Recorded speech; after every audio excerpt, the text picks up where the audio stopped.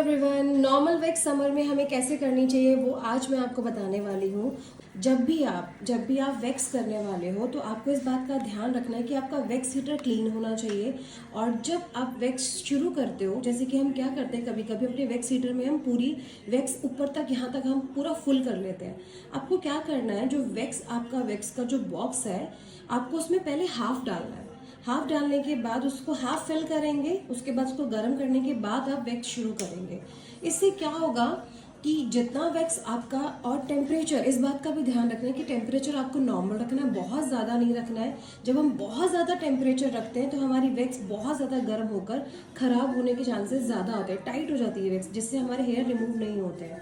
और बहुत लंबे टाइम तक अगर वैक्स हमारे वैक्स हीटर में रहती है और उसके ऊपर हम और वैक्स डालते चले जाते हैं, तो उससे क्या होता है कि जो पुराना वैक्स होता है वो ऑलरेडी हीट होकर ख़राब हो जाता है। उस पर हम फ्रेश जब वैक्स डालते हैं तो उसके साथ मिक्स होकर वो वैक्स ख़राब हो जाता है और मॉइस्चर आ जाता है। और ख़ासकर मॉइस्चर हमारा तब आता है जैसे रेनी सीज़न हुआ, तब हमारा मॉइस्चर बहुत ज़्यादा आता है। तो इस बात पे आपको ध्यान देना होता है कि वैक्स आप जब भी डाल रहे हैं तो कोशिश कीजिए कि पूरा वैक्स हीटर फुल ना करें, उसको हाफ हाफ करके यूज़ करें जितना आपको ज़रूरत है। एक साथ अब आप समर में वैक्स निकालोगे तो वो ख़राब होने के चांसेस आपके ज़्यादा होते हैं। वैक्स शुरू करने से पहले आपको आर्म्स में अच्छे से स्प्रे करना है।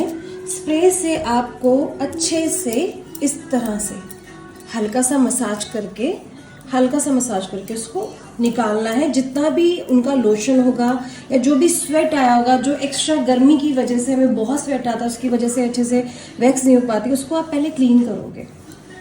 उसको क्लीन करने के बाद आपको इस बात का ध्यान रखना है कि अच्छे से वो आपके पानी बिल्कुल भी नहीं होना चाहिए आपका, जो भी आपने अभी जो स्प्रे किया था।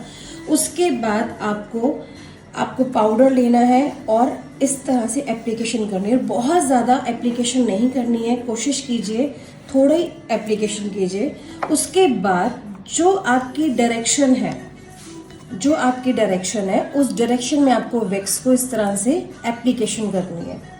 और इस बात का ध्यान भी रखिएगा कि जब भी आप वैक्स करें तो आपको वुडन स्पैचुला का यूज़ करना है।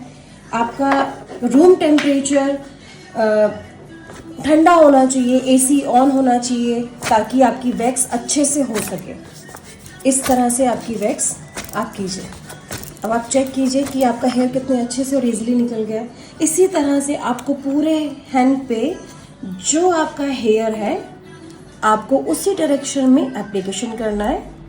कोशिश कीजिए कि लेयर आप थिन लीजिए। जो अभी सीख रहे हैं वो छोटे छोटे पैचेस लेकर कीजिए, ज़्यादा बड़े पैचेस ना